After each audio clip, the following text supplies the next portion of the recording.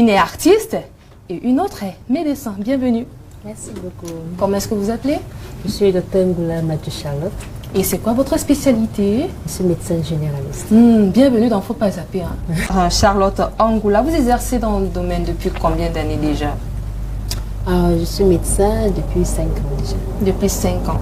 Et on va justement parler de l'allaitement maternel. On rappelle que nous sommes dans la semaine de la valorisation de l'allaitement maternel, mais j'aimerais savoir comment allaiter. C'est-à-dire, on a des mamans qui sont en train de presser, qui pressent. Parfois, ça peut même faire mal. Est-ce qu'il y a une technique adéquate pour donner le sein au bébé? Tu peux me porter, hein, tu sais. On peut même essayer de... Bon, on n'a pas des manettes de... On peut juste faire une sorte de stimulation. D'accord. Mais avant, je vais dire l'allaitement maternel ou alors la préparation de l'allaitement maternel commence même quand on est encore enceinte. D'accord. Donc, surtout vers le 3e trimestre, nous devons déjà commencer à bien nettoyer nos seins. Surtout les tétons, les mamelons. Prendre la peine de bien nettoyer, prendre même les compresses mouillées, bien nettoyer, prendre le bout de sein, bien nettoyer, pour se rassurer que dès les premiers allaitements, l'enfant va prendre un sein propre. Parce que si on attend la dernière minute, peut-être avec la douleur, la fatigue, ainsi de suite, on peut peut-être avoir la peine de bien nettoyer. Une fois c'est fait, une fois que l'enfant est né, nous devrons les mettre au sein le plus tôt possible. Donc, il y a des positions adéquates. Donc, ce qu'on recommande à nos femmes, donc, vous prenez votre sein. Disons que je vais allaiter mon enfant avec mon sein droite. Donc, je prends ma main. Déjà, je prends mon enfant, je la tiens. Sa tête est dans ma coude. Près du coude, voilà, je tiens. Un bébé pour essayer. Ou alors une poupée. D'accord. Pour faire quoi? Comment? Vous êtes tellement gros, je ne peux pas. Même docteur, il y a Comment te toi? Allons-y, docteur. Donc, la paume de ma main gauche va tenir les fesses de mon bébé. D'accord. Tenez plus le dos, laissez les fesses pendre. Donc, ça prend. Déjà, quand je tiens le dos, les fesses, son dos est couché. Épouse le bras. Justement. Donc, déjà, il faut être très bien assise et confortable. Ne mettez plus les pieds sur le canapé, chère maman. S'il vous plaît. Oui, on continue. D'accord. Moi, je suis dans la ma main position. droite va prendre mon sein. Oui. Bon, attends, La position. Oui. On a une étudiante là qui est en bas. La pousse. Prends les coups, maman. Vous tenez comme ça. Maintenant, vous ouvrez la bouche de votre bébé. Parfois, le bébé peut ouvrir la bouche. Si l'enfant ne peut pas, vous pouvez l'aider avec l'index. Poussez un peu le menton plus bas. Et là, vous mettez le sein dans sa bouche. Et là, l'enfant doit prendre le sein, tout le téton. Donc, ça doit être tout dans sa bouche. Ça doit épouser toute la forme du téton. Oui. Et vous devez vous assurer que les narines de l'enfant sont dégagées. Et je rappelle, maman, que quand vous tenez comme ça, c'est pas pour appuyer le sein, c'est juste pour tenir, que ça soit confortable dans la bouche de l'enfant. Voilà.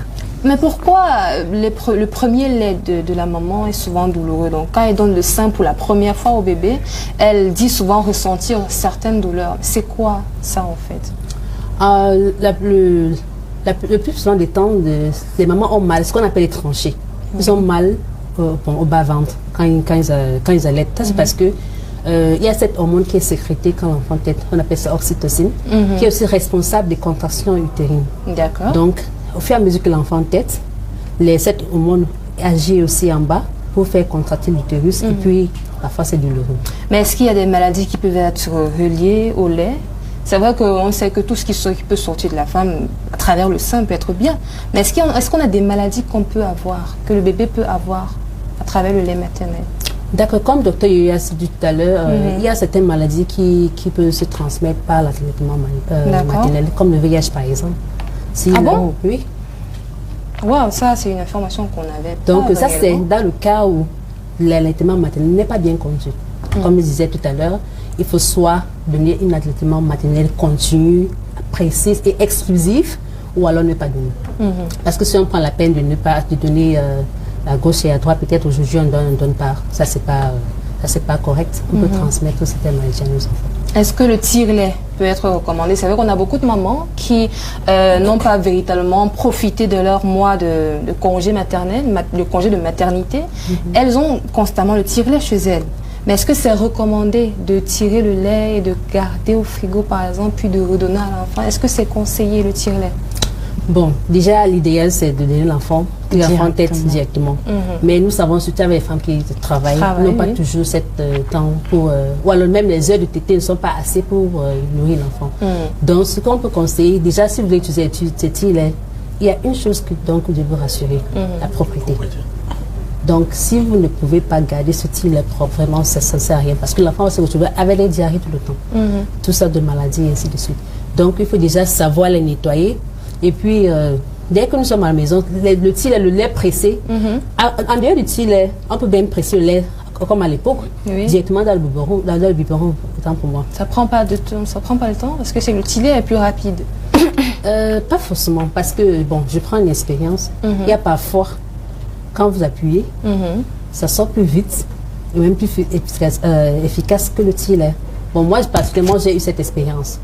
J'ai utilisé le tire-lait pour tirer et j'ai pressé d'un autre côté.